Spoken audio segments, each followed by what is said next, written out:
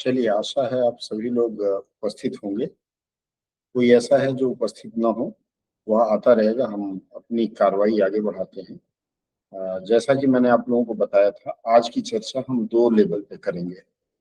पहला लेवल होगा एक छोटा-सा इंटरव्यू सेशन, और यह साक्षात्कार हमने प्लान किया है रोमा जी का, कुमारी गुड़िया मिश्रा का, और एक और है। 3 लोगों से हमने बात किया था कल। तीसरे कौन है, याद है आपको? ठीक है। रोमा जी, आप तैयार हैं? जी सर। ठीक है। 2 मिनट मैं जरा सा वो कर दूं, फिर हम बात करेंगे।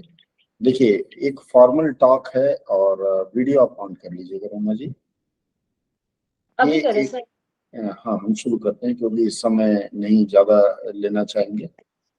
ये अच्छा सर। यह एक प्रकार का हमारा फॉर्मल टॉक होगा। फॉर्मल टॉक का मतलब है कि इंटरव्यू देने जब आप जाएंगे साक्षात्कार के लिए, तो वहां आपकी प्रस्तुति कैसी होगी, उसकी थोड़ी सी झलक यहाँ देखेंगे हम लोग। और नमस्ते सर। दूसरे जी, नमस्ते, कैसी हैं? बढ़िया है सर। ठीक है। देखिए क्या है, हमारी प्रस्तुति वहां कैसी होगी, पहले इसकी झलक, एक नंबर। और दूसरा, कुछ सवाल जो मैं पूछूंगा, उन सवालों में अगर हम फंसते हैं तो हमारे जवाब कैसे होने चाहिए। ठीक है, शुरू करते हैं। रोमा जी, आपसे हमारा पहला सवाल है। चूंकि आपने शायद एमए इंग्लिश से किया है। जी सर। Very good. और हिंदी साहित्य में भी रुचि है आपकी। सर जी सर। ठीक है। आप मुझे अंग्रेजी के किसी ऐसे साहित्यकार का नाम बताइए जिसे आप पसंद करती हो, या जिनको सर आपने पढ़ा हो। सर मैंने एडमंड स्पेंसर को पढ़ा है। अच्छा, क्या है, किस तरह की चीजें लिखते हैं, हमें भी बताएं जरा। सर इनको पोएट कहा जाता है। मतलब कवियों का इंग्लिश कवि। लिटरेचर। हाँ सर। हाँ हाँ, क्यों कहा जाता है? सर इनकी जो कविताएं होती हैं, हाँ वो जो मतलब वास्तविकता से रिलेट करता है, हाँ जिस वजह से उनको मतलब ऊंचा दर्जा दिया गया है कवियों हाँ। में। जी जी। तो क्यों दिया, कोई कारण होगा? सर बताए तो उन्होंने मतलब वास्तविक जीवन के आधारित कविताएं लिखी हैं। अच्छा, कोई कविता याद हो आपको इनकी? हाँ, समझ नहीं आ रहा है। जैसे हम लोग जिसे पसंद करते हैं, उनकी कविताएं भी हम लोग थोड़ा बहुत तो पढ़ ही लेते हैं। जैसे मान लीजिए घनानंद का है, तो घनानंद की एक आध पंक्तियां याद होंगी। ठीक है। हाँ। नहीं याद है कोई? हाँ नहीं है सर। चलिए, कोई बात याद था नहीं। सर, अभी फिलहाल स्किप कर रहा है माइंड से। कोई बात नहीं। अ, आपको एक चीज पता है, संसदीय राजभाषा समिति कुछ होती है ना? हाँ सर। अच्छा, चलिए, पहले मैं आपसे इंट्रोडक्शन बात कर लेता हूँ। आप ईएसआईसी के लिए आई हैं या ईपीएफओ के लिए आई हैं? सर दोनों के लिए। Very good. आप बताइए कि इनके काम काज ये किस मंत्रालय के अंतर्गत आते हैं? सर यह श्रम और रोजगार मंत्रालय के अंदर आता है। बहुत सुंदर, श्रम और रोजगार मंत्रालय के अंतर्गत ये लोग आते हैं। तो इनके विभाग का राजभाषा संबंधित निरीक्षण भी होता होगा। जी सर। तो राजभाषा संबंधित निरीक्षण कौन करता है, ईएसआईसी और ईपीएफओ का? सर कार्यालय का प्रधान करता है सर। कार्यालय प्रदान करेगा। और और राजभाषा विभाग के जो उच्च सॉरी सर, नगर भाषा समिति के जो नगर राजभाषा अध्यक्ष होते कार्यान्वयन समिति। हैं, जी सर, उसके हाँ, अध्यक्ष करते हैं सर। और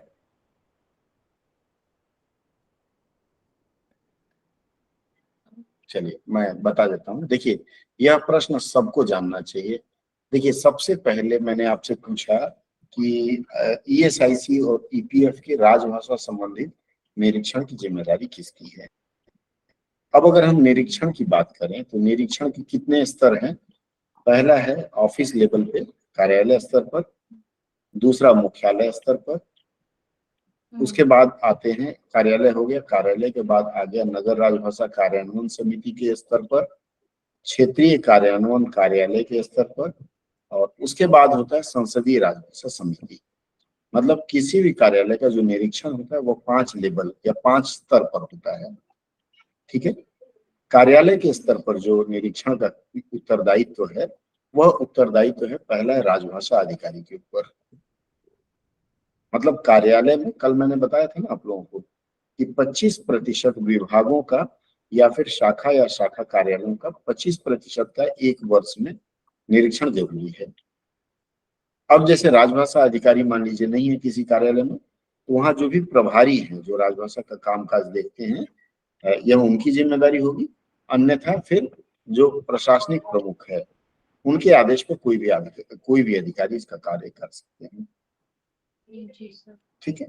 मुख्यालय स्तर पर क्या है, मुख्यालय अपने स्तर पर कुछ वो बना के रखिए कि क्षेत्रवार बना के रखिए। जैसे क्षेत्रीय निदेशक उत्तर पूर्व, पश्चिम, पूर्वी, उत्तरी, इस तरह से बना के रखा गया है। उप निदेशक या क्षेत्रीय निदेशक, तो यह उनका काम है। नहीं, संयुक्त निदेशक और उप निदेशक, निरीक्षण उनका काम है। ठीक है। चलिए, संसदीय राजभाषा समिति के बारे में आपको कुछ जानकारी है? जी सर। बताइए कितने सदस्य होते हैं इसके? सर, संसदीय राजभाषा समिति के 30 सदस्य होते हैं, 20 लोकसभा ठीक है, से और 10 राज्यसभा से। Very good. ये बताइए आप कि उसकी कुछ उप समितियां भी है क्या? हाँ सर, इसकी उप समितियां भी है, 3 उप समितियां हैं। जी, तो ईएसआईसी और ईपीएफओ के निरीक्षण किसकी जिम्मेदारी, कौन सी उप समिति करती है?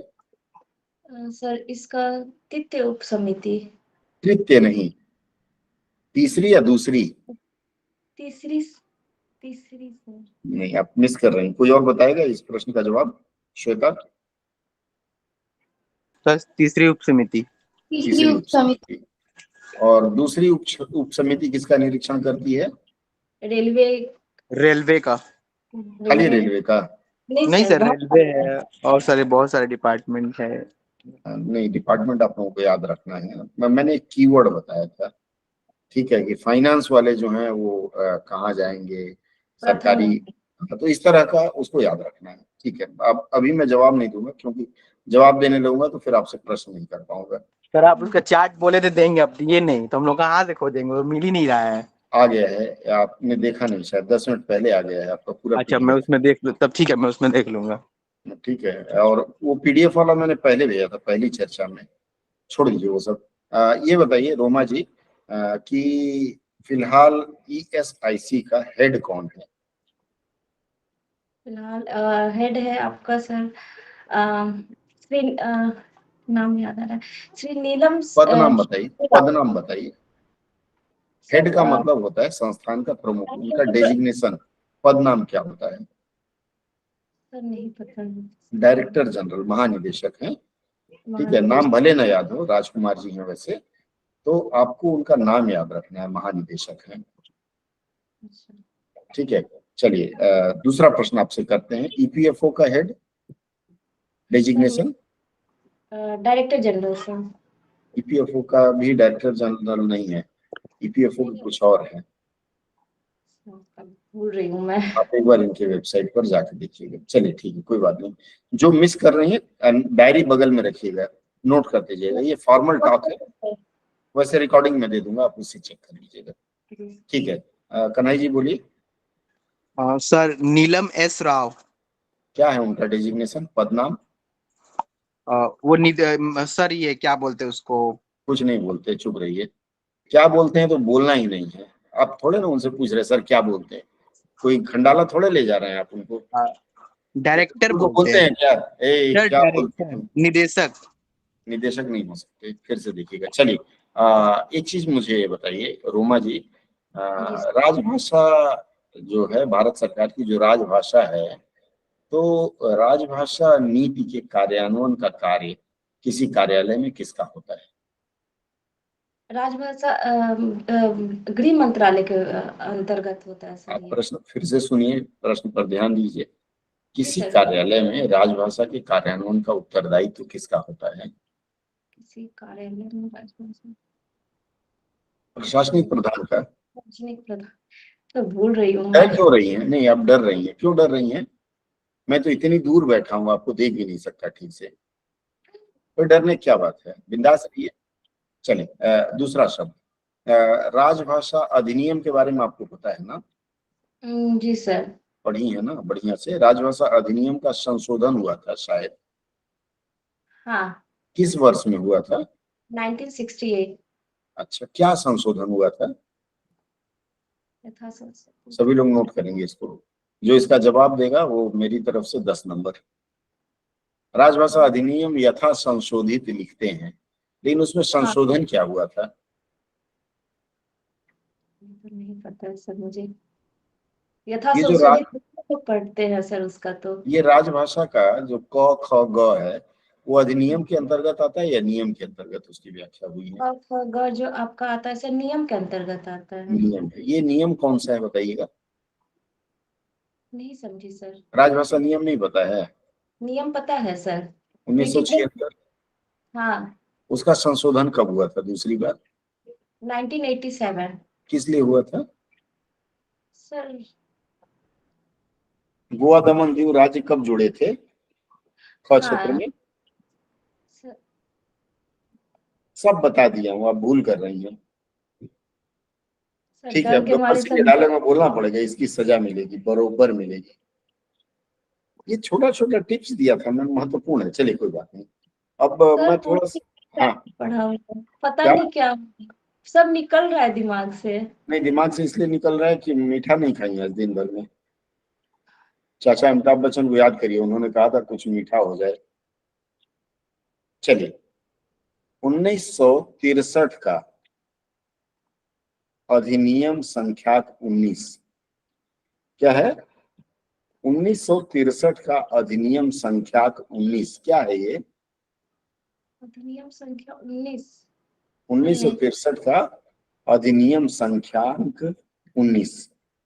सर ऐसा तो कुछ नहीं है सर, इसमें तो। ठीक है, मैं आपको स्क्रीन दिखाऊं? जी सर, 19 दिखा, तो मैंने पढ़ा ही पहले नहीं पूछ है। लो, प्रश्न पूछ लो। देखिए, कुछ नहीं है, ये अधिनियम का संख्याक 19 मतलब 19वां पृष्ठ है। उसमें लिखा हुआ है कि उन भाषाओं का जो संघ के राजकीय प्रयोजनों, संसद में कार्य में समव्यवहार, केंद्रीय राज्य अधिनियमों और उच्च न्यायालयों में कतिपय प्रयोजनों के लिए प्रयोग में लाई जा सकेंगी, इस उपबंध के अंतर्गत अधिनियमित है। और भारत गणराज्य के 14वें वर्ष में संसद द्वारा निम्नलिखित अधिनियमित हो। ये जो संख्यांक 19 है ना, अधिनियम या नियम, अधिनियम संसद में पारित कराना पड़ता है तो सीरियल नंबर होता है ना। जैसे आप किताबें रखती हैं लाइब्रेरी वो जाइए तो किताबों में सीरियल नंबर रहता है ना। जी सर। लाइब्रेरी नहीं गई है गई हूँ सर कॉलेज लाइफ में। तो जो सीरियल नंबर होता है, उसी तरह से संसद में जब चर्चा के लिए कुछ रखा जाता है ना, तो मान लीजिए एक ही दिन में 40 विधेयक रहेगा। विधेयक जब पारित हो जाता है तब अधिनियम बनता है। तो मान लीजिए 40 विधेयक है, तो 40 में कैसे पता चलेगा कि राजभाषा वाला इतना है? एक कॉज लिस्ट रखा जाता है वहां कि ये आज चर्चा होगी, लिस्ट में 40 है, तो उसमें 19वां नंबर इसका था। जिस दिन 1963 में जिस दिन पारित होने के लिए इसका रखा गया था, उसका सीरियल नंबर 19 था। ठीक है, चलिए, ये जो धारा 3 है, जी सर। अधिनियम की जो धारा 3 है, वह कब से प्रवृत्त हुई? सर 26 जनवरी 1965। 26 जनवरी 1965, बहुत सुंदर। और इसके बाद इस अधिनियम में कितनी धाराएं हैं? मतलब इस अधिनियम में सर 9 धाराएं, 12 है सर। गिनिए, कैसे बताइए, 12 कैसे है? सर पहले समिति के बाद, नहीं सर भूल रही हूँ मैं।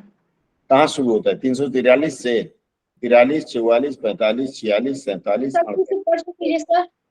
सर प्रश्न फिर से बोलिए ना। कंफ्यूजन हो गई, मैं कंफ्यूज हो गई। इसलिए मैंने कहा कंसंट्रेट करिए, कंसंट्रेट, दुश्मन की आंखों में आंखें डाल के बात करिए, तब डर सर डर प्रश्न जाता रहेगा। मैंने पूछा इस अधिनियम में कितनी धाराएं हैं?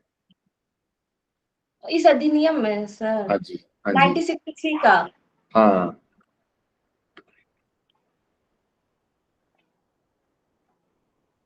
अरे बोला तो, क्या 343, 43, 44, 45, 46, सर ये 47? भाग तो ये अधिनियम में कहाँ से आएगा सर? अधिनियम की धाराएं नहीं है, नहीं है, संविधान का अनुच्छेद है ये ना। अनुच्छेद है सर। हाँ, तो अनुच्छेद जो है, कन्हई बाबू बोलिए, कन्हई ने फट से गिन लिया। सर बोलिए। अधिनियम में टोटल 9 धारा है। जी, वेरी गुड। कौन कौन सी? धारा 6 में क्या है? आप मत बोलिए, आप इनसे पूछ रहे हैं हम, रोमा जी से। आप थोड़ा परीक्षा दे रहे हैं, आपका नंबर आएगा तो आपसे पूछेंगे। चलिए, अधिनियम की धारा 6 क्या है? 6 में सर 6 में है, राज्य के अधिनियमों का प्राधिकृतिक हिंदी अनुवाद, और यह 6 जम्मू कश्मीर में लागू नहीं था, 6 और 7। सर ये तो नियम में है सर। अधिनियम का ही नियम है ना, हाँ, तो मैं वही तो पूछ रहा हूँ, नियम 6 क्या है? हमको अधिनियम समझ में आ रहा है। नहीं नहीं नहीं नहीं, थोड़ा ब्रेक लीजिए आप। गुड़िया मिश्रा से तब तक बात करता हूँ, थोड़ा पानी नहीं पी लीजिए, दोबारा आपसे बात करेंगे। जी सर। गुड़िया, गुड़िया मिश्रा, गुड़िया मिश्रा, समय नहीं है हमारे पास। मिस गुड़िया, जी sir. Come on the mic. आजकल हेलो। तो आप मास्टरी भी कर रही हैं, तो कृपया कैमरा ऑन करें। जी सर, 1 मिनट का टाइम दीजिए सर, 1 मिनट।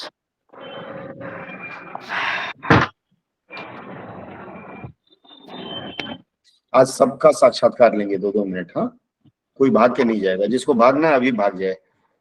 सबको वीडियो ऑन करना और हमसे बात करनी है। चलिए गुड़िया मैडम, नमस्कार, कैसी हैं? नमस्कार सर। आपको पहले नमस्कार करना चाहिए था, कैमरा ऑन करते ही, फिर दोबारा गलती हो गई।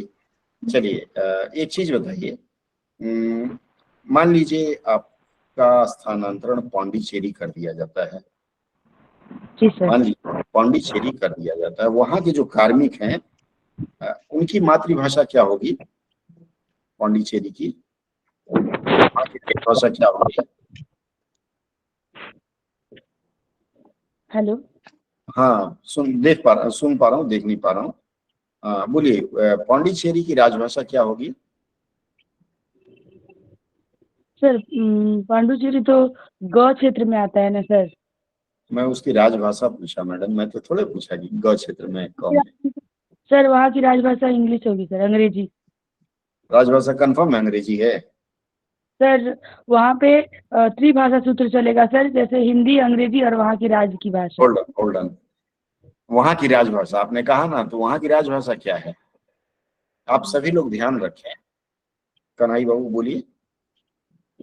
सर तमिल है। पौंडीचेरी की राजभाषा तमिल है? जहाँ तक नहीं, जहां तक वाला नहीं, श्योर हो गए, विकिपीडिया खोजिए। श्योर बता रहे थे, देखिए, तमिल है। सर अंग्रेजी और तमिल दोनों है।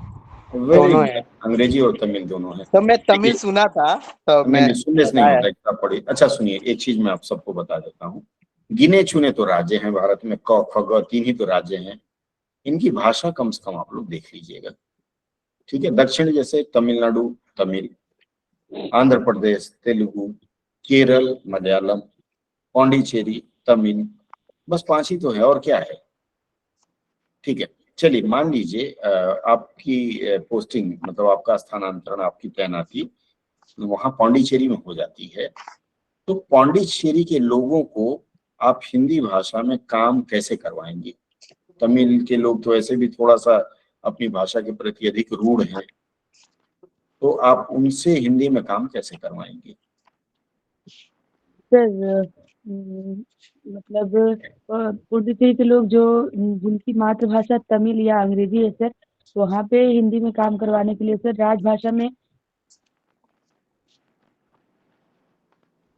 गुड़िया जी लेफ्ट हो गई। कन्हई बाबू बार बार हैंड्स अप मत करिए, मैं पूछ लूंगा जिसे पूछना है। Next, miss Rani, are you ready? Rani Sahiba, Rani साहिबा रेडी हैं? आज हमारे पास एक नई प्रशिक्षु है, मिस रूमा। रूमा जी रेडी हैं तो कृपया कम ओवर द माइक। देखिए, आज फाइनल ट्रायल दे रहा हूं मैं आपको, इसके बाद शायद इस तरह से मैं नहीं पूछूंगा और मेरा भी भाव बढ़ जाएगा। मिस रूमा, नहीं है। जी सर। हाँ, जरा माइक ऑन करके आप ऑन स्क्रीन हो जाइए। जी सर। नहीं, रोमा जी नहीं, रूमा बोले हैं, RUMA। रूमा रूमा RURO। ठीक है, चलिए, रूमा नहीं है, वेरी गुड। चंदा जी, आप फेस करेंगे कैमरा, मिस चंदा? जी सर। Very good. आप जैसा ही आज्ञाकारी बच्चा होना चाहिए। चलिए, कैमरा ऑन करिए और आ जाइए साक्षात्कार देने। नमस्ते सर। जी नमस्कार, कैसी हैं? सर बढ़िया। चंदा जी, मुझे आप अपने बारे में कुछ बताएंगी? सर मेरा नाम चंदा बानो है। मैं जी। पश्चिम बंगाल राज्य के उत्तर 24 परगना जिले के निवासी हूँ। सर मैंने अपनी प्रारंभिक शिक्षा हम्म। सरकारी स्कूल से की है और इतना स्नातक। बोलने की जरूरत नहीं, नॉट ओनली चंदा, सबको मैं बता रहा हूँ कि हाँ। प्रारंभिक शिक्षा, देखिए, अपने अंदर हीन भावना लाने की जरूरत नहीं है। हम सरकारी स्कूल से पढ़े हैं। जी सर। कॉन्वेंट वाले बहुत सुरखाब के पर लेके नहीं आते हैं। हम्म, तो अगर हम सरकारी बोलते हैं तो मुझे लगता है कि हमारे अंदर थोड़ी हीन भावना होती है। ठीक है सर। हीन भावना कहीं नहीं रखना, हम लोग किसी से कम नहीं है, ठीक है? जी एक सर। मुक्का मारिए, देखिए पता चलेगा सरकारी और प्राइवेट का किसमें दम है। आपको यही कहना है कि मैंने अपनी प्रारंभिक शिक्षा किस मीडियम से आपने पढ़ाई किया है चंदा जी? सर हिंदी हिंदी मीडियम से। हिंदी मीडियम से आपने पढ़ाई किया है। और ग्रेजुएशन में क्या क्या विषय था?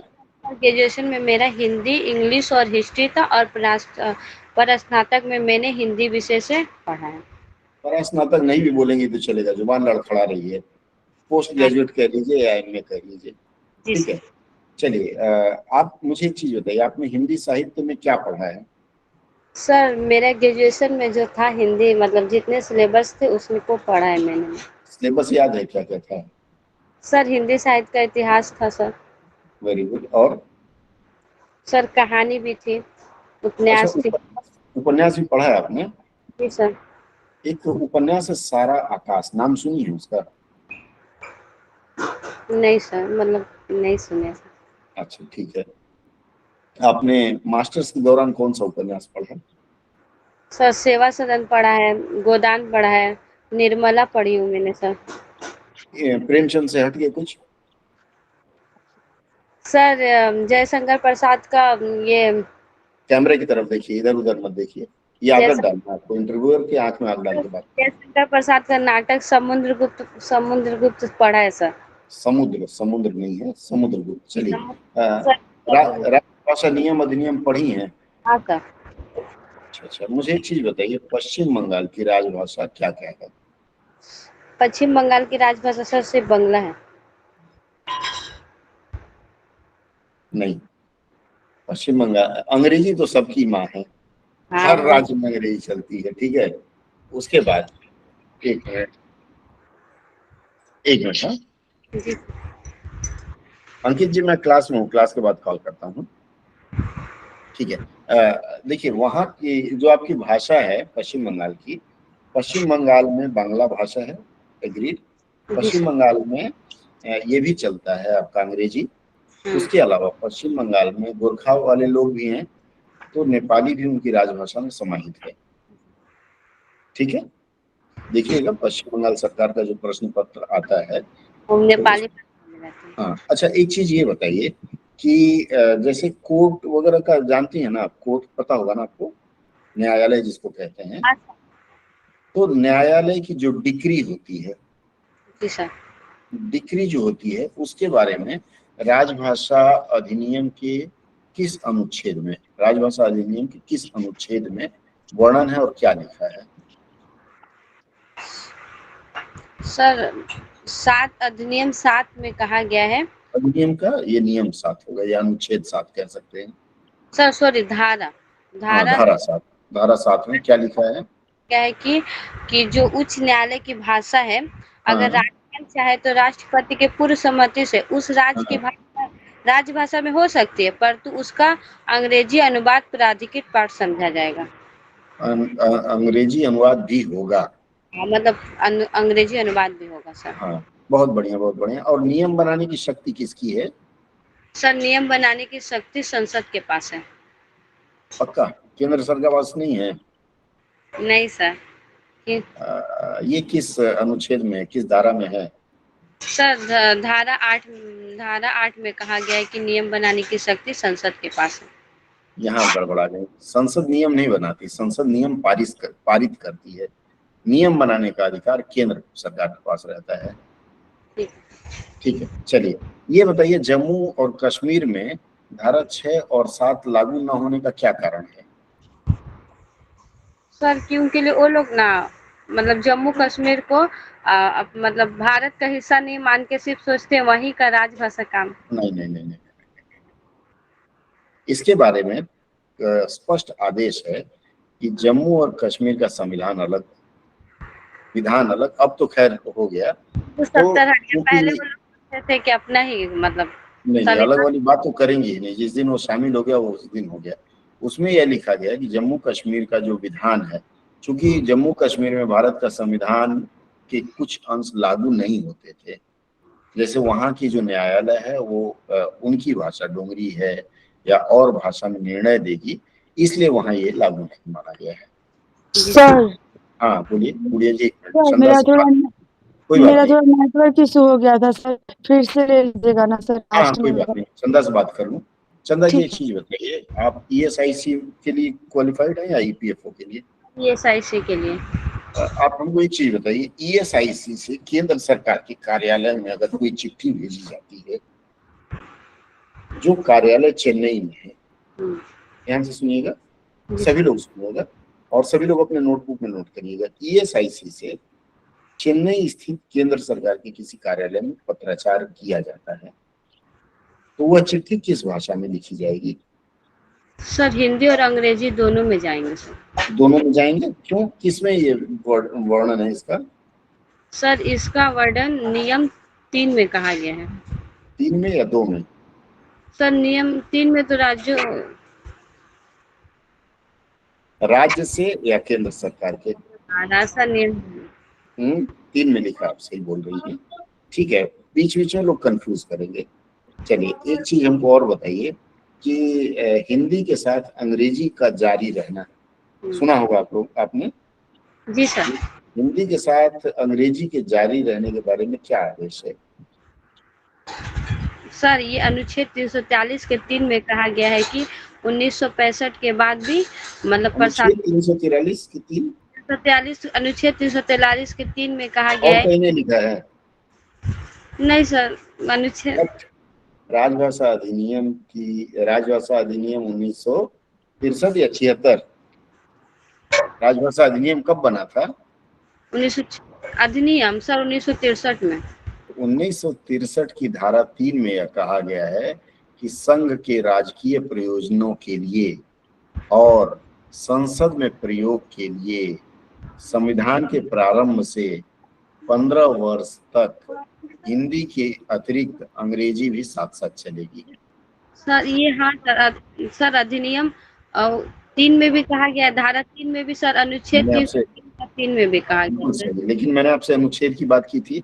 नहीं सर, हाँ, संविधान नहीं कहा था, मैंने कहा था कि किस अनुच्छेद में उसमें अधिनियम का, इसलिए तो 63-76 पूछा। चलिए, अब बहुत अच्छे से आपको याद है। अब हमको एक चीज और ये बताइए कि ये राजभाषा अधिनियम किस तारीख से प्रदत्त है, मतलब किस तारीख से चालू है? सर 26 जनवरी 1965। 26 जनवरी 1965, बहुत सुंदर। और राजभाषा नियम कब से लागू है? सर राजभाषा नियम 1976 सर। कब से, डेट? सर कल मैंने बताया था, कल की क्लास में थी, जून महीना मैंने बताया था। कनाई बीच में हैंड्स अप मत करिए, डोंट डिस्टर्ब। कल 22 जून में सर मैंने बताया था ना, कुछ जून जुलाई कुछ बताया था। चलिए कन्हई से पूछ लेते हैं। कन्हई बाबू बोलिए। सर 17 जुलाई। 17 जुलाई। 17 जुलाई सर, जुलाई आपकी तारीख भूल गई। चलिए कोई बात नहीं। थोड़ा सा एक आखिरी प्रश्न रहेगा कि राजभाषा संकल्प जारी करने के पीछे भारत सरकार की मंशा क्या है? सर हिंदी का जो कार्यान्वयन है, जो हिंदी का प्रचार प्रसार करना और उसके विकास के लिए कार्यान्वयन करना। कार्यान्वयन, ठीक है, कार्यान्वयन करना। ये संकल्प कब जारी हुआ था? सर 18 जनवरी 1968 को। चलिए बहुत बढ़िया, आपका जवाब बहुत बढ़िया जा रहा है और आपको चीजें कॉन्फिडेंस के साथ याद है। एक और सवाल थोड़ा सा हट करके, ईएसआईसी का नाम सुना है आपने ना? जी सर। ईएसआईसी का काम क्या है? सर ईएसआई का काम है जो गैर सरकारी मतलब गैर सरकारी के जो जिसकी वेतन 12,000 रुपए से कम है, असंगठित नहीं, संगठित क्षेत्र के लोगों का, संगठित क्षेत्रों के लोग हैं, उसे मजदूरों का। स्वास्थ्य हित लाभ देना। और ये हित लाभ नहीं दो नहीं तरीके। नहीं, एक एक करके। सर ईएसआईसी क्या करती है? संगठित क्षेत्र के जो मजदूर हैं, हाँ, जिनका उसे वेतन कितना है, जिनका वेतन कितना, 20,000 से कम सर, कितना? 20,000 से कम। 21,000 तक। हाँ, 20,000 से कम उसको 21,000 1 रुपया हो गया तो नहीं मिलेगा, 21,000 रुपया तक बोलिएगा। तक रहे, उसको हाँ, स्वास्थ्य हित लाभ मिलता है। सर ये हित लाभ बहुत तरीके से मिलता है। Hold hold. बहुत जल्दी में बताना चाह रहे हैं, सब याद है, हमको पता है। देखिए क्या होता है कि इसमें हित लाभ दो तरह से दिया जाता है। पहला हित लाभ चिकित्सा हित लाभ, मेडिकल बेनिफिट, और दूसरा जो बेनिफिट दिया जाता है वह है आपको नकद हित लाभ, कैश बेनिफिट। ठीक है, अब मेडिकल बेनिफिट का आप अलग बताइएगा जब पूछा जाएगा तब, जी सर। और कैश बेनिफिट अलग। अब मेडिकल बेनिफिट में क्या है, आदमी बीमार पड़ा तो वो डॉक्टर के पास गया, दवा फ्री, अस्पताल फ्री, मतलब आना फ्री, जाना फ्री, पकड़े गए तो खाना फ्री। ठीक है, जी सर। और उसके अलावा नकद हित लाभ में जैसे मान लीजिए बीमार पड़ गए, ड्यूटी नहीं जा पा रहे हैं, डॉक्टर लिख दिया अनफिट फॉर 1 मंथ, 1 महीने का उसका जो सैलरी होगा वही ईएसआईसी देगी, यह उसको लाभ होता है। इसको बोलते हैं नकद हित लाभ, कैश बेनिफिट। तो दो तरह का बेनिफिट है, मेडिकल और कैश, दोनों को फिर अलग अलग आप बताएंगे। जी सर। ठीक है, चलिए हम आशा करते हैं कि आपका सिलेक्शन इस बार हो जाए। बहुत बहुत बधाई हो, फिर मिलते हैं। चलिए वीडियो ऑफ कर सकते हैं। धन्यवाद सर। धन्यवाद को नमस्कार कर दे, तब बाहर जाना है। ठीक है, अब दोबारा मत नमस्कार करने के लिए वीडियो ऑन कर लीजिएगा। चलिए गुड़िया, एक बार और आप आएंगे, आपका वीडियो स्टॉप हो गया था। मिस गुड़िया, आर यू रेडी? नहीं रेडी हैं। रोमा जी, एक बार और आप आएंगे, मिस रोमा। जी सर, आ रही हूँ। चलिए, ये फाइनल ट्रायल है आपका, ये घबराहट आपको बंद करना होगा, नहीं तो फाइन देना पड़ेगा आपको। यहाँ 15 लोग हैं, 15 लोगों को खीर पूरी खिलाना पड़ेगा कॉन्फिडेंस ले आने के लिए। ठीक है, और खिलाएंगे कहाँ? एग्जामिनेशन हॉल में जब जाएंगे इंटरव्यू देने तो थाली में बना के ले जाना होगा, तब सर कॉन्फिडेंस। 15 लोग क्यों है सर? अभी हम 13 2 15 देख पा रहे हैं, 16 लोग देख पा रहे हैं। वो इंटरव्यू के डर से भाग गया लोग लग रहा है। आप ही तो बोले भाग जाओ छोड़ के जिसको भागना है। नहीं ठीक है, देखिए वो भीड़ नहीं जुटाना है हमको। ठीक है, भीड़ नहीं चाहिए मुझे चाहिए सीरियस बच्चे जो इंटरेस्टेड हो। रोमा जी एक चीज बताइए, आपसे 2-3 चीज मैं नहीं पूछ पाया। मैंने सुना आप बीएड भी की हैं, जी सर।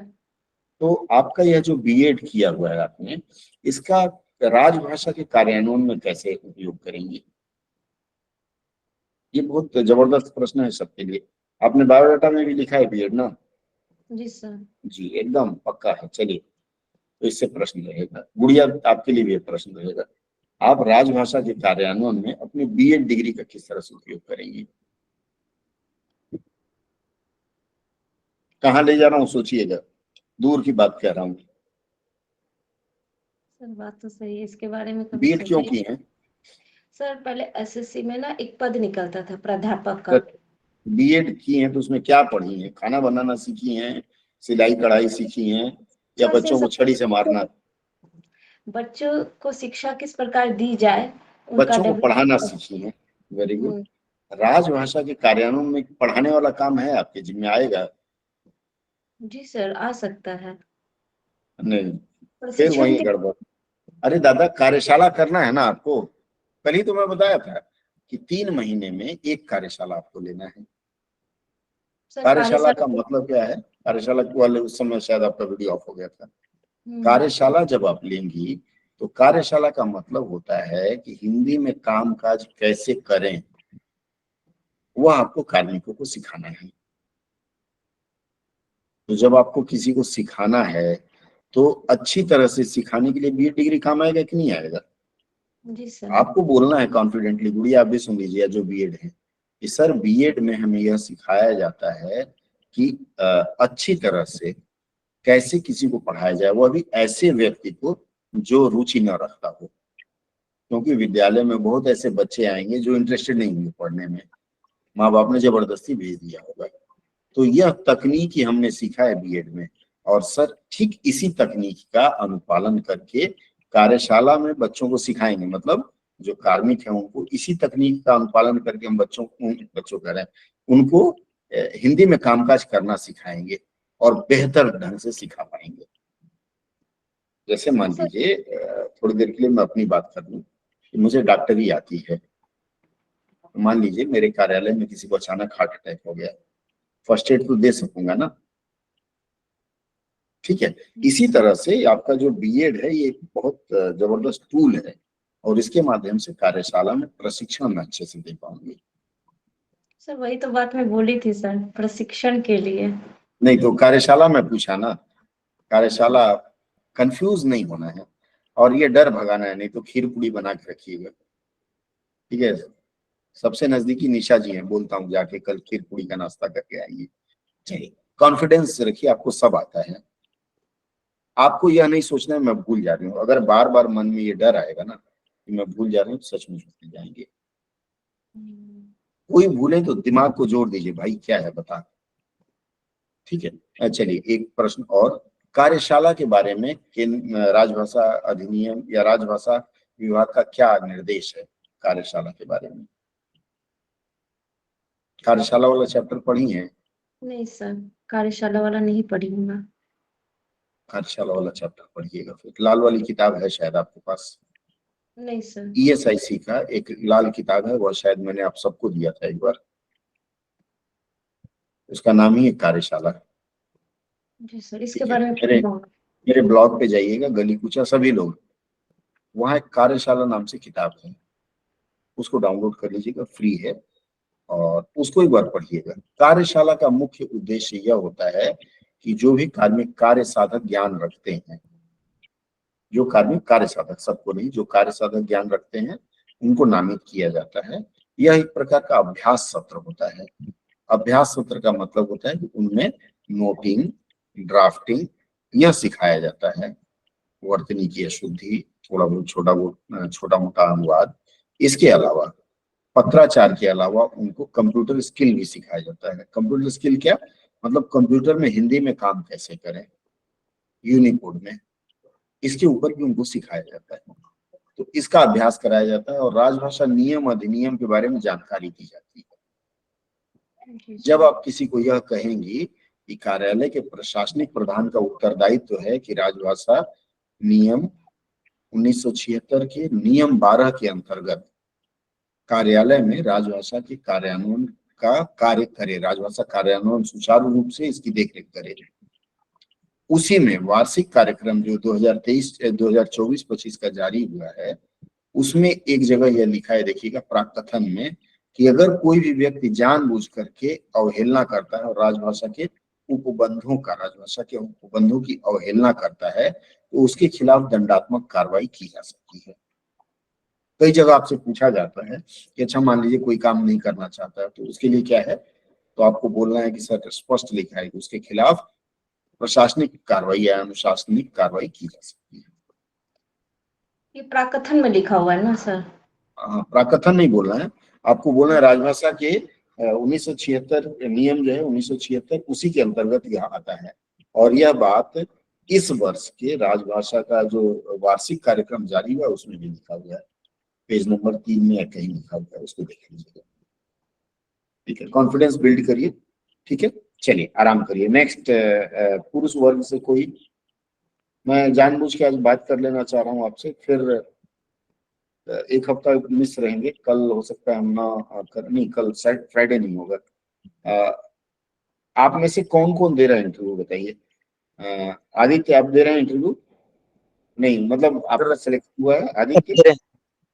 हाँ सर दे रहे हैं सर, दे रहे हैं। चलिए आप मीटर ऑन करिए अपना। अलमा सुधीर जी आप सिलेक्टेड हैं?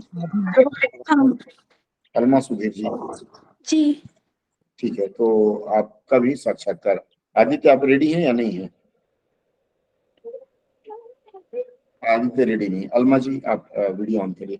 देखिए इसे आप लोग इस तरह से पॉजिटिव लीजिए कि इसमें मैं आप लोगों की कमी कुछ जो देख पा रहा हूँ अभी, हालांकि ऑफलाइन क्लासेस भी शुरू करेंगे। ऑफलाइन, अलमा आप कहाँ रहती हैं? हेलो। हमारे एरिया में हेलो। ऑफलाइन क्लास में आप आती हैं या ऑनलाइन की हैं स्टूडेंट? ऑनलाइन की है तो आपके लिए एडेड एडवांटेज है, वीडियो ऑन करिए कि कम से कम आपकी कमी मैं आपको बता पाऊंगा। क्योंकि जो लोग ऑफलाइन हैं उनको तो ऑफलाइन हम लोग शुरू करेंगे अगले हफ्ते से। वो वीडियो आपका टेढ़ा होगा, सीधा करिए। आपका वीडियो ऐसे आ रहा है, इस तरह से आ रहा है, मतलब फेस ऐसा आ रहा है। चलिए कोई बात नहीं, नहीं घूम पा रहा तो कोई बात नहीं। हाँ ठीक है। मुझे एक चीज बताइए, आपका बैकग्राउंड बताइए। बैकग्राउंड मतलब? आपका, जैसे आपके बारे में कुछ बताइए। सर मेरा नाम आलिमा सुबेल, मैं केरल से हूँ। तो मैंने अपनी स्नातक की उपाधि महाराजा कॉलेज एर्नाकुलम और स्नातकोत्तर की उपाधि। अलमा होगा। आप घबरा क्यों रही हैं? पानी पी लीजिए, पानी है आसपास? नहीं, कोई ठीक बात है, नहीं। डरना नहीं है, यही मतलब बताने के लिए मैं आप लोगों को ऑनलाइन आने के लिए बोला हूँ। ठीक है। स्नातक की पढ़ाई आपने किस किस विषय में किया है? कॉलेज इंपॉर्टेंट नहीं है, सब्जेक्ट हिंदी। बताना। हिंदी के अलावा और कोई सब्जेक्ट था? नहीं, Hindi English. Hindi English, very good. MA Hindi से किया है। और कुछ क्वालिफिकेशन है आपका? यस। क्या क्या, एनी अदर क्वालिफिकेशन? और पीजीडीटी भी किए है। ठीक है। आपके लिए सबसे पहला प्रश्न ये होगा कि आप being a Keralite, why did you study Hindi? Kerala की होने के बाद भी आपने हिंदी की पढ़ाई क्यों की? क्योंकि सर मुझे हिंदी पसंद है। खाली पसंद है इसलिए या कुछ और? अ, बोलिए, बी फ्रैंक, कोई घबराने की बात नहीं है। सर हिंदी में स्नातक के एडमिशन लेने के बाद मुझे पता चला कि ये राजभाषा अधिकारी और जेच जूनियर हिंदी ट्रांसलेटर। मैं बताता हूँ, लेट मी एक्सप्लेन। आपको बोलना है कि सर मुझे इसमें कैरियर प्रोस्पेक्ट्स ज्यादा दिखा, इसमें कैरियर प्रोस्पेक्ट्स अच्छा दिखा, इसलिए मैंने हिंदी में पढ़ाई किया। दूसरा आपको बोलना है कि सर हिंदी हमारी राजभाषा है and it is a pride, ये हमारे लिए गौरव की बात है कि बीइंग ए नॉन हिंदी मैं हिंदी पढ़ रही हूँ, आई फील प्राइड। ये दो बोलना है, दो सेंटेंस जरूर पूछा जाएगा ये आपसे। ठीक है। थैंक्स। राजभाषा, ये आपका एक्चुअली कैमरा ऐसे, कैमरा घुमा सकती हैं क्या या लैपटॉप से है? हाँ अभी चेहरा से नाउ। आप मुझे ये बताइए, कैमरे के उसमें देखिए, डोंट सी मी, कैमरा के उसमें देखिए, मोबाइल के कैमरे में देखिए, तो आपका कॉन्फिडेंस लेवल मैं देख पाऊंगा। ठीक है। मुझे एक चीज बताइए, राजभाषा अधिनियम वगैरह पढ़ा है आपने? सर अभी नहीं सर, मुझे याद नहीं है अभी। ना, राजभाषा अधिनियम आपको याद है, मुझे पता है याद है। डोंट, डरो मत। लीजिए सर। आप have a glass of water, mummy को बोलिए, मम्मी पानी देके जाएगी। सर डरना नहीं, बिकॉज यहाँ मेरे सामने डर रही हैं तो वहां ज्यादा डर लगेगा, बिकॉज वहां तो कटो मरो है ना। अगर डर लगता है तो आप जिसको भी याद करती हैं, गॉड, खुदा, अल्लाह, ईश्वर, उसको याद करना है और खुद को ऑटो सजेशन देना है कि today I will not be afraid, मैं डरूंगी नहीं और मैं कॉन्फिडेंटली बात करूंगी। ये चीज आपके मन से आना चाहिए। ठीक है, अपने आप को ऑटो सजेशन देना है। चलिए, राजभाषा अधिनियम क्या है पता है आपको? आपको पता है, मुझे मालूम है, पता है। सर राजभाषा अधिनियम 63 1963 में पारित हुआ। बना था। हाँ वेरी गुड। हाँ, इनके 9 धाराएं हैं। जी। और इसका प्रमुख उद्देश्य राजभाषा के रूप में हिंदी के साथ अंग्रेजी को भी जारी रखना था। बहुत सुंदर। और नहीं, प्रमुख उद्देश्य नहीं, ये तो धारा 3 में आता है। इसका प्रमुख उद्देश्य है कि राजभाषा के कार्यान्वयन के लिए सरकार को क्या क्या करना है वो सब इसमें लिखा है। धारा 3(3) क्या है?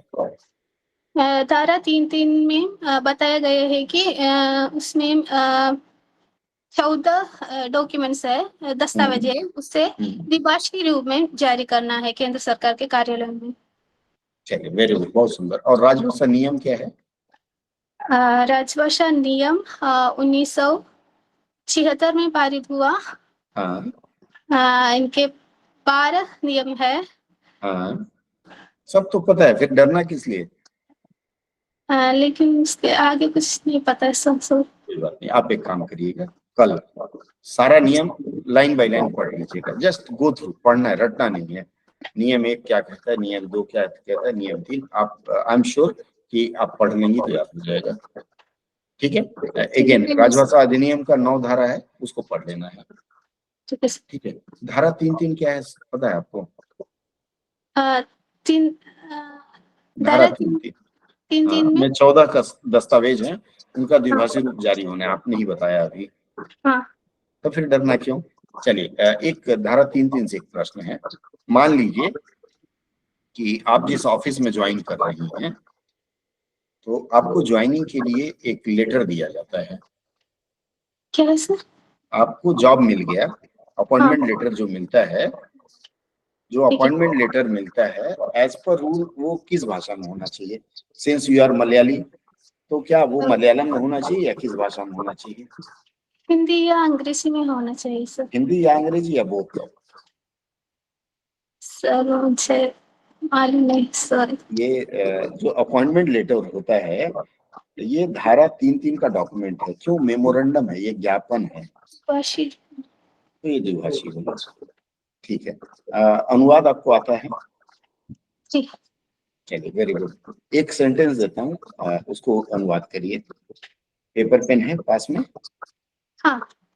चलिए लिखिए, the maternity leave is not admissible. बाकी लोग भी लिखेंगे, the maternity leave is not admissible.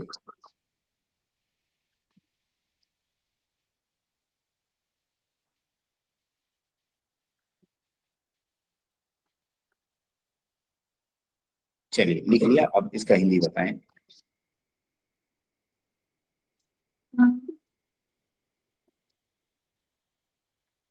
Maternity को क्या बोलते हैं? मातृत्व मातृत्व अवकाश। अवकाश। नॉट एडमिसिबल, देय नहीं है। दिया है। देय, द में एक ही मात्रा और देय नहीं है। आपने क्या लिखा है? नहीं मिलेगा। नहीं मिलेगा भी लिख सकती हैं, बिकॉज आसान हिंदी करना है।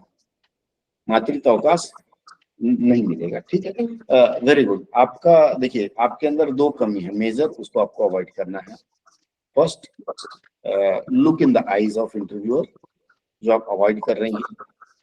ठीक है, जब भी आप बात इंटरव्यूअर के हाथ में आप डालना है, यू आर लेस कॉन्फिडेंट, उसको आपको बढ़ाना है, कॉन्फिडेंस बिल्ड करना है।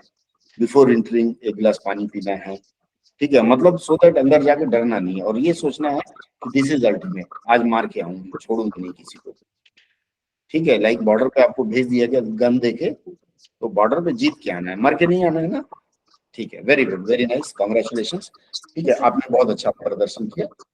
Will have one more session with you, हाँ, फुल ड्रेस रिहर्सल। नेक्स्ट, चलिए वीडियो ऑफ कर लीजिए। हाँ, नेक्स्ट नेक्स्ट अलमा सुधीर के बाद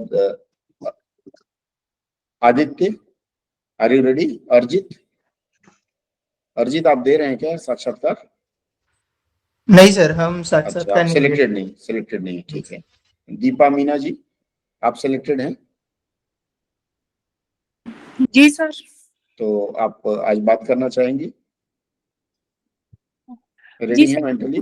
रेडी हैं तो वीडियो हाँ। ऑन करें।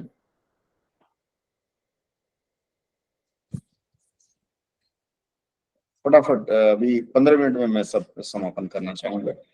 दीपा जी, आपका स्वागत है। आप मुझे ये बताइए, आप अपने बारे में कुछ बताइए। महोदय, मेरा नाम दीपा मीना है। मैं इधर उधर नहीं देखना है।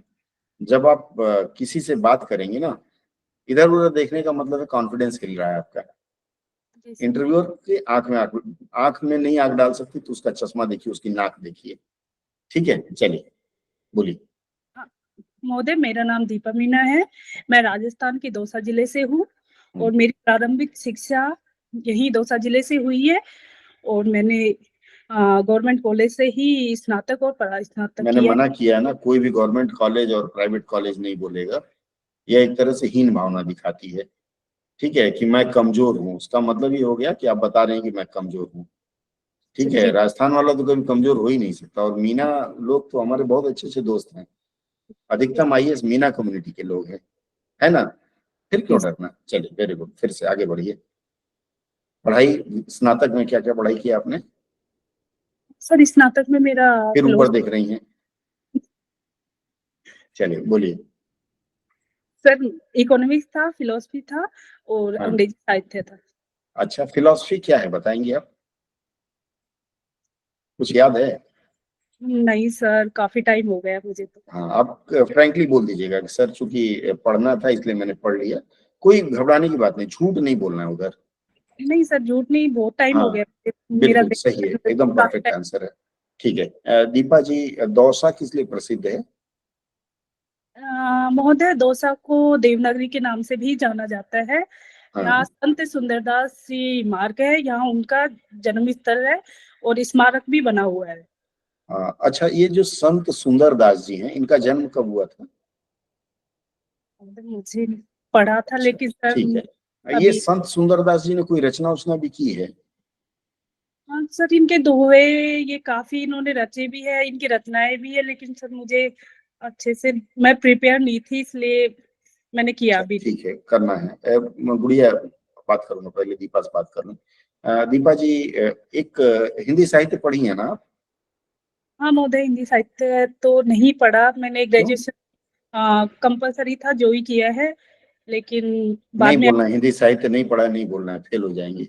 ठीक है, हिंदी साहित्य भाई मैंने अभी तो पढ़ाया था पिछली क्लास में आप लोगों को। उसमें संत काव्य की मैंने बात की थी, संत काव्य धारा। जी महोदय। ये किस काल में आता है? एक भक्ति चीज ध्यान काल। रखिएगा, भक्ति एक काल। चीज ध्यान रखिए, एक चीज ध्यान रखिएगा। जब मैं आपसे आपके शहर के बारे में पूछ रहा हूँ, तो मेरा उद्देश्य आपके शहर में जा करके वहां आलू पराठे खाना नहीं है। जी मेरा महोदय। उद्देश्य है कि आपके शहर से हिंदी साहित्य को रिलेट करूंगा। जी महोदय। और आपको आपके संत सुंदरदास जी के बारे में हिंदी साहित्य में मैंने चर्चा किया था। महोदय, मैं वो क्लास मिस कर सकती हूँ, कोई मैंने बात वो नहीं, क्लास ली नहीं कोई थी। बात नहीं। मैंने पावर पॉइंट दे दिया था, आप नहीं मिला है तो राजेश जी से लेके उसको पढ़िएगा। उसमें संत सुंदरदास जी का वर्णन आया है। ठीक है, जी उनकी महोदय। रचनाएं क्या, जरूर पढ़ लीजिएगा, खोज लीजिएगा, डायरी जी। में नोट कर लीजिए उनकी रचनाएं, उनका पीरियड क्या था हिंदी साहित्य के इतिहास के अनुसार। ठीक है, जी। आप चूंकि राजस्थान से हैं तो एक प्रश्न और आपसे बनता है कि राजस्थान में जो रचना हुई है, साहित्य की रचना हुई है, इस रचना के दो भाग हैं। बता पाएंगे कि किस किस काल में राजस्थान के साहित्य की अधिकतम रचनाएं हुई हैं? सर मुझे तो कुछ भी नहीं पता। चारण काल पता है आपको? चारण समझती हैं? हाँ, सर पढ़ा है लेकिन मतलब हिंदी साहित्य में तो कुछ पता ही नहीं है सर, क्योंकि। पढ़िएगा, ज्यादा नहीं, मैंने दिया था, पढ़िएगा, नहीं हो तो कुछ मटेरियल ऑनलाइन ले लीजिएगा। देखिए, चारण काल बोला गया है वह काल जिसमें राजा के जो वो हैं, दरबारी हैं, ये लोग राजा की तारीफ में कविताएं लिखते थे, उसको चारण काल कहा गया है। फिर आपके राजस्थान में तो सबसे बड़ी बात है, यही यही हल्दी घाटी है, उछल कलेजा काट लिया। हाँ, हल्दी घाटी कहाँ है, बिहार में है या राजस्थान में है? नहीं राजस्थान में ही है सर। कौन था हल्दी घाटी का शेर? चित्तौड़गढ़, ये एक ही तो महाराणा शेर था, प्रताप। मूंछों वाला, महाराणा। महाराणा प्रताप। 9 फीट की लंबाई थी। जी सर। ठीक है, तो वीर गाथा काल, चंद बरदाई, सारी की सारी लड़ाइयां तो राजस्थान में ही हुई हैं। हाँ, पृथ्वीराज आसो ये सब राजस्थान की है सर। तो आपको वीर गाथा काल, वीर हम्म। गाथा काल क्यों, मीराबाई भी तो हुई हैं, भक्ति हाँ काल। हाँ, भक्ति काल की मीराबाई भी हुई है। जितने हिंदी साहित्य के इतिहास में सबसे अधिक योगदान अगर किसी का है तो वह राजस्थान का है, ये जी। बोलना है आपको। जी महोदय। ठीक, वीरगाथा काल में कौन थे? चारण काल में, मतलब श्रृंगार काल हो गया। ठीक है, और फिर उसके बाद भक्ति काल हो गया। आधुनिक काल में भी बहुत लोग हैं वहां के, कुछ नहीं तो सुरेश लोढ़ा का ही नाम ले लीजिए।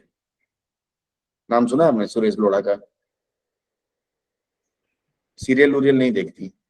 नहीं सर, बिल्कुल नहीं देखती। देखना चाहिए, तारक मेहता का उल्टा चश्मा में सुरेश लोढ़ा जी अभिनय किए थे। अभी भी बहुत लोग हैं वहां के साहित्यकार। तो राजस्थान के साहित्यकारों के बारे में एक बार पढ़ लीजिएगा। जी सर। ठीक है, चलिए आपने ये केंद्रीय अनुवाद ब्यूरो का नाम सुना है? जी महोदय, केंद्रीय का नाम क्या सुना। है केंद्रीय अनुवाद ब्यूरो का कार्य?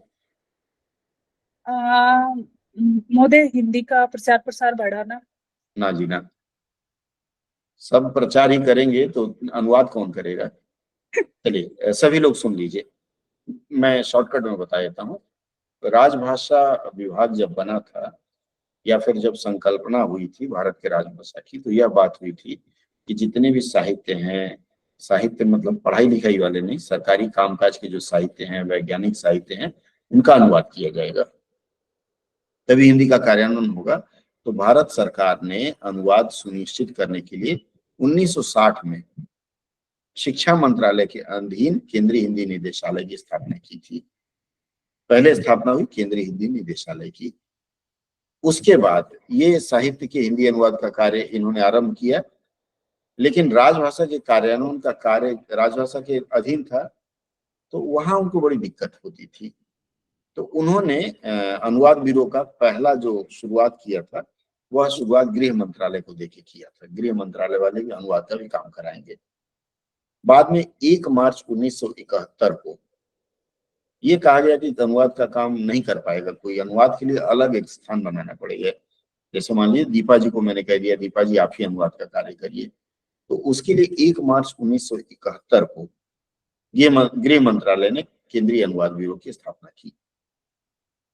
इसका काम क्या था कि केंद्र सरकार के मंत्रालय, विभाग, कार्यालय और उपक्रम, इसके असांविधिक नॉन स्टैट्यूटरी बोलते हैं इसको, जो साहित्य है, मतलब उनके ऑफिस मैनुअल्स वगैरह हैं, इनका अनुवाद करेगा। और फिलहाल यह गृह मंत्रालय का अधीनस्थ कार्य के रूप में ही काम कर रहा है। और अनुवाद कौशल विकसित करने के लिए बाद में इन्होंने अनुवाद प्रशिक्षण भी देना शुरू किया। 1973 से इन्होंने अनुवाद प्रशिक्षण देना शुरू किया, मतलब 51 साल इनकी उम्र हो गई है। ठीक है, मुझसे ये लोग 2 महीने छोटे हैं। ठीक है, 1973 से इन्होंने शुरुआत की थी, हालांकि 71 में हुआ था, लेकिन 73 से इन्होंने प्रशिक्षण का कार्य देना शुरू किया। और अभी ये कई प्रकार का प्रशिक्षण देते हैं। क्या प्रशिक्षण देते हैं? अनुवाद के लिए सबसे पहले प्रारंभिक अनुवाद का प्रशिक्षण देते हैं, 1.5 महीने का है, कहीं कहीं 1 महीने का कराते हैं, फिर पुनश्चर्या कार्यक्रम कराते हैं, और इस तरह के 3 या 4 पाठ्यक्रम कराते हैं जो अनुवाद अधिकारी और हिंदी अधिकारियों के लिए आवश्यक है, उनके लिए कराया जाता है, छोटे में। याद रखिएगा इतना। ठीक है, राजभाषा नियम पढ़ा है आपने? जी महोदय, पढ़े तो है। तो एक बार रिवीजन कर लीजिएगा, कल फिर हम आपसे बात करेंगे। ठीक है, आप छोड़ सकती हैं। और कोई है जो? धन्यवाद। ठीक है, रैंडम आपको इसलिए बुलाया कि वहां डर ना लगे। आप में से और कोई है जो आज इच्छुक हो? नहीं तो फिर हम समापन की ओर बढ़ेंगे। 2 रैंडम नाम और लेंगे। गुड़िया, आपसे कल हम बात करेंगे, आप दोबारा पढ़ के रखिएगा। ठीक है जी सर, आज थोड़ा सा नेटवर्क इशू हो गया है हाँ, सर। कोई बात नहीं, इसलिए आपके चेहरे से घबराहट साफ झलक रही है, आपका फोटो बता रहा है कि आप घबरा रही हैं। और कोई है जो जुड़ना चाहेगा? 1 जने का और समय हम देंगे। प्रियंका साहू जी, आप क्वालिफाइड में से हैं? प्रियंका जी नहीं, ठीक है, छोड़ दीजिए। मिस रुमा साहू, आप मुझे सुन पा रही हैं? तो एक बार और लास्ट दे रहा हूं आपको। सपना जी तो उदयपुर में है, सपना जी जुड़ नहीं पाएंगी। स्वाति शर्मा भी सुन नहीं पा रही हैं। ठीक है, श्वेता जी आप, स्वाति जी आप सुन पा रही हैं? क्या आप तैयार हैं मेंटली? सर कल ठीक है श्वेता, जी सर। आज रेडी हैं या कल करेंगे? सर कल करेंगे। ठीक है, लास्ट टाइगर से बात करेंगे। मिस्टर कन्हाई मैदान छोड़ के भाग गए क्या? रानी, आर यू रेडी? कन्हाई छोड़ गए हैं। रानी इज ऑल्सो नॉट इंटरेस्टेड। किरण प्रसाद? नहीं सर, आज नहीं। ठीक है, समझ गए। मुसर्रत, लास्ट 5 क्वेश्चन करेंगे हम। मुसर्रत हो ऑनलाइन या नहीं हो? ठीक है, मुझे लगता है बाकी लोग मंच छोड़ चुके हैं, खाली यहाँ उपस्थिति है, कहीं भोजन बना रहे होंगे। सर हम हैं। हैं तो फिर बात करें हम लोग। 5 प्रश्न आपसे करना है मुझे। जी सर बोलिए। चलिए ऑनलाइन हो जाइए मुशर्रत जी। आज चूंकि पिछले चर्चा में हमने आपसे बहुत कुछ पूछा था और आपने बहुत कुछ अच्छा अच्छा बताया था। आज हम कार्यान्वयन से संबंधित 5 प्रश्न आपसे करेंगे, ठीक है। सबसे पहला प्रश्न आप यह बताइए कि किसी भी मान लीजिए आपका ईपीएफओ है या ईएसआईसी है? सर दोनों है।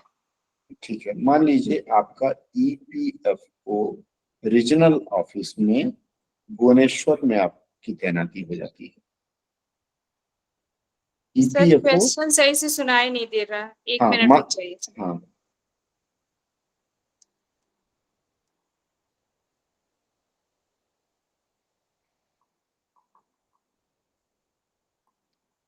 सॉरी सर सुनाई नहीं दे रहा हाँ था। कोई बात नहीं। मान लीजिए आपकी तैनाती भुवनेश्वर की ईपीएफओ के रीजनल ऑफिस में हो जाती है। जी सर। तो वहां के जो कार्मिक हैं, ईपीएफओ भुवनेश्वर का जो क्षेत्रीय कार्यालय है, वहां के जो कार्मिक हैं उनसे कितना प्रतिशत नोटिंग की अपेक्षा आप रखेंगे? टिप्पण और आलेखन, फाइलों में टिप्पणी। सर 30%। 30%, ठीक है, बहुत अच्छा। एक चीज और बताइए कि ये जैसे पत्राचार का लक्ष्य आपको पता होगा। जी सर। ठीक है, तो मान लीजिए पत्राचार का लक्ष्य कितना रहेगा? सर तीनों क्षेत्र में अलग अलग है। ना, जिस क्षेत्र में आप तैनाती हो रही है उस क्षेत्र में क्या लक्ष्य है आपका? तो सर क्षेत्र पता रहेगा तब। पता करिए, भुवनेश्वर कहाँ है, किस देश में है? तो उसमें सर 65%। भुवनेश्वर किस प्रदेश की राजधानी है? राजधानी है पता है आपको? सर याद नहीं आ रहा है अभी। हट, याद नहीं आ रहा। आपके बगल में ही तो है भुवनेश्वर। कौन सा राज्य है बंगाल के बगल में? उड़ीसा। उड़ीसा है हाँ। उड़ीसा की तो राजधानी है। देखिए एक चीज और मैं कहूंगा, आप जो लोग हैं थोड़ा सा एक बार राजधानियों का नाम याद कर लीजिएगा। ठीक है। पूछने वाला आपसे यह नहीं कहेगा कि आप ग क्षेत्र में हैं, वह कह देगा कि आपकी पोस्टिंग सेलम हो गई है। कुछ कुछ प्रोमिनेंट शहरों का नाम आपको याद होना चाहिए, ठीक है। आप मुझे एक चीज बताइए, तो आप अपने कार्यालय से कार्मिकों को प्रशिक्षण के लिए भेजेंगी, हिंदी प्रशिक्षण के लिए। कौन सा प्रशिक्षण उनको पहले दिलाएंगी? सबसे पहले प्रशिक्षण आपको पता है कितने तरह का प्रशिक्षण होता है? जी सर पता है। कौन कौन सा है?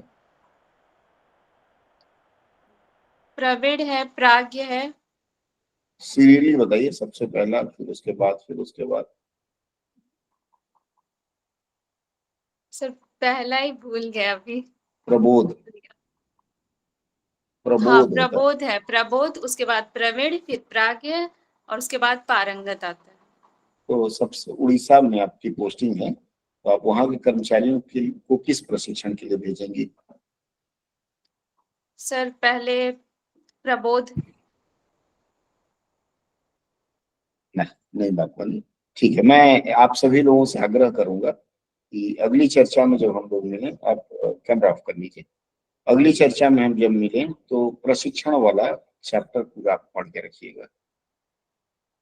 आज की चर्चा मैं यही समाप्त करना चाहूंगा। किसी का सर कोई प्रश्न? हाँ बोलिए। सर ये जो राजभाषा का जितना भी नियम अधिनियम है, ये सब बार बार भूल जा रहे हैं सर।